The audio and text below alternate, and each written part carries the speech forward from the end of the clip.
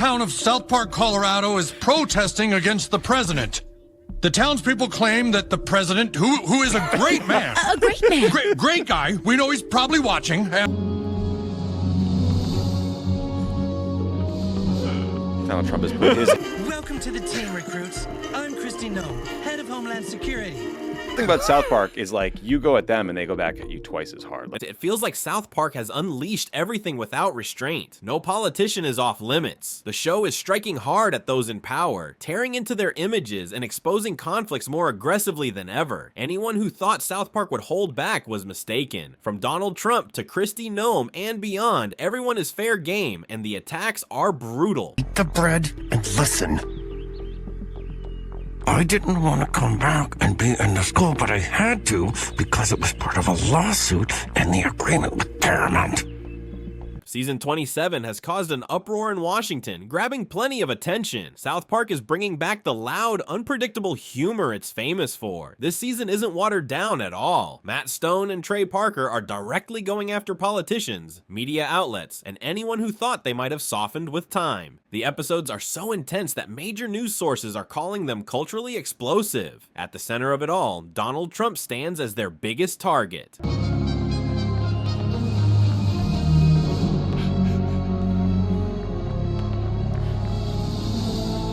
The first episode, Sermon on the Mount, made it clear right away what was coming. This wasn't just a quick jab at Trump, it was a full-scale takedown. South Park depicted his second run as president as nothing more than an absurd spectacle, and definitely not in a flattering way. First of all, South Park is something that has been fun and making fun of people for, I don't know how many years, 20 years.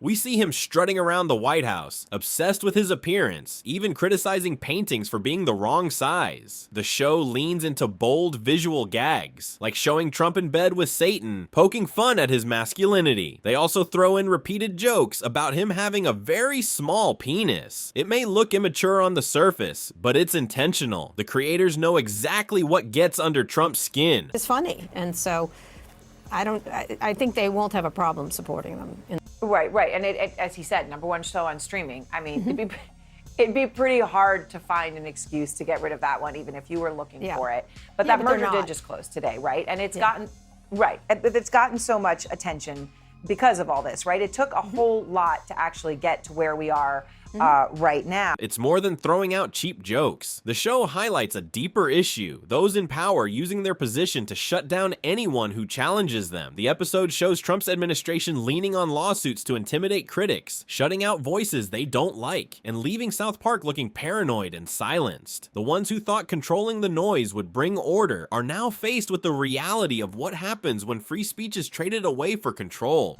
Wow!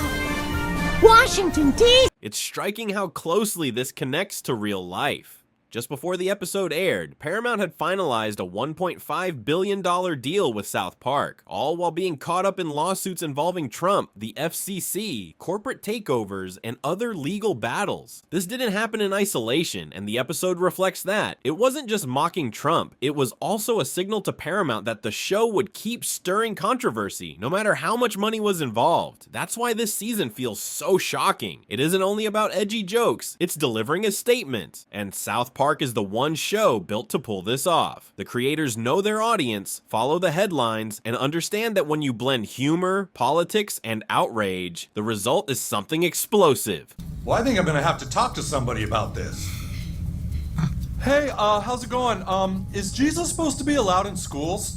The smart twist is that it's not only about shocking the audience, it's also a joke aimed at the show itself. When Cartman declares that woke is finished, Matt and Trey are really winking at viewers. South Park has been poking fun at political correctness and cancel culture for years, so the line works as both a punchline and a reminder of the show's long-running attitude. It's funny because, like, this is, like, it's so bad for him, it's hard for him to respond to. Right? How about just you want to talk or you want to watch a show together? Okay. And to make things even funnier, think about PC Principal, who once perfectly stood for all the woke ideals. He's no longer holding on to those same beliefs. Instead, he's flipping them completely. Now he's pushing for Christianity in schools, mixing religion with politics, and turning the whole conversation upside down. The joke works because it's so clear. South Park is pointing out that cultural shifts become so extreme over time that eventually they come full circle and catch everyone in their path. South Park is something that has been fun and making fun of people for, I don't know how many years, 20 years. And then there's Satan. He shows up larger than life and is now linked with Trump. It sounds insane, but Matt and Trey made it happen, and it works perfectly.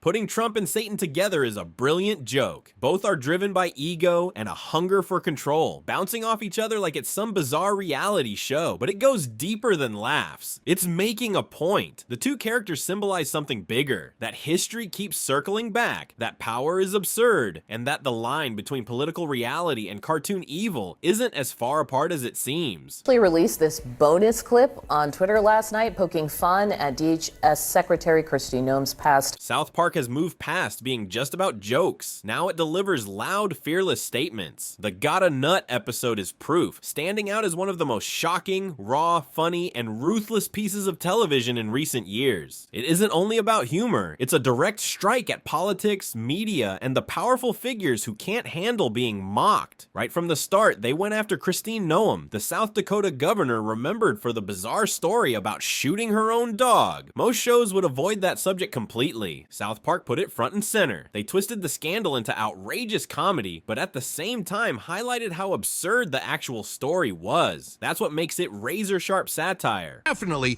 do not have a small penis. You do not have small penis. However, the show goes further. The Gotta Nut episode plays out like a rapid-fire blend of different themes. It jumps from immigration officers to shady schemes where people profit off podcasts. These are the online voices who shout about patriotism, toughness, and traditional masculinity, while at the same time pushing protein powders and overpriced products. South Park tears into that scene with humor that's sharp and unforgiving, showing how outrage becomes the fuel for conservative anger, but collapses because it's built on dishonesty. What makes it even stronger is that South Park doesn't stop at just one target. The show makes it clear that dishonesty exists everywhere. Conservatives, liberals, tech giants, media companies, nobody gets a free pass. Everyone is fair game, and no side escapes the ridicule. Hard thing about South Park is like you go at them and they go back at you twice as hard. Like people were criticizing them for making fun of Kristi Noem's appearance, so they changed their Twitter photo to her face melt. One of the sharpest elements of the show is how it goes after ideas of masculinity and power. Trump is portrayed as insecure, always trying to project strength, but his own ego constantly backfires and destroys the image he wants.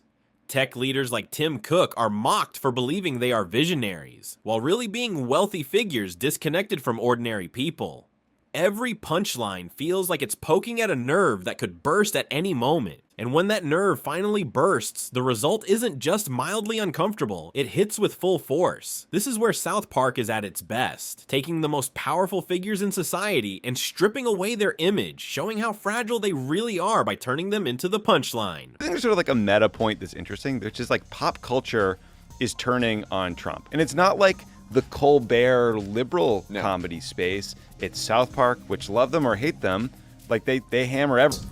They are fearless, these guys. Yeah, I love it. Well, I mean, to be like that good and successful for so long. Well, I mean, what do they have? This is the reason the newest season of South Park feels so much more powerful compared to almost anything else on television. The writing doesn't just aim for laughs. It cuts deeper, sharper, and harder than it has in the past. The jokes land with a kind of force that makes them feel bolder and riskier, almost as if the creators are daring the audience to react. Every episode carries that edge, the sense that they're pushing the boundaries further than anyone else is willing to go, and doing it without hesitation. What makes this approach stand out is that it isn't new for the show. It's been their guiding principle all along. For decades, Matt and Trey have built their success on one consistent rule: never punch down, always take aim at the figures who hold the most power. Politicians, billionaires, celebrities, massive corporations, those at the top have always been their preferred targets. That rule has kept the show relevant because the people who dominate culture and influence society are always changing, and South Park adapts with them. them by keeping the spotlight fixed on whoever holds the greatest sway at the moment. The series not only maintains its edge, but also ensures that every new season feels like a direct reflection of the world right now.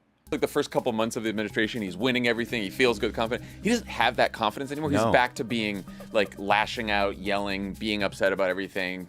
You know, just suing people, doing all this shit. Like that just doesn't seem strong. The reason it all feels even more intense right now is because the world itself has shifted. In the past, when South Park or any controversial show stirred outrage, it usually came from predictable sources: religious groups voicing their disapproval, politicians trying to score points, or casual viewers who simply didn't like the humor. That was the old cycle of backlash, and while it was loud, it was still limited to specific circles. Today, the landscape looks entirely different, and that difference makes the impact much stronger. Now, outrage isn't just a reaction, it has become a permanent condition of society. Everywhere you look, people are locked in arguments online, each side convinced the other is wrong and unwilling to back down. Platforms like Twitter have turned into battlegrounds where every opinion, no matter how small, has the potential to ignite a storm. News outlets, instead of calming the chaos, often add fuel by spinning stories to fit their biases, deepening divides and amplifying anger. Boycotts and callouts are no longer rare events reserved for special circumstances. They happen daily, becoming part of the culture itself. In this environment, outrage is not a temporary flare-up, it's the baseline mood of modern life. It's clear where they land. It's good.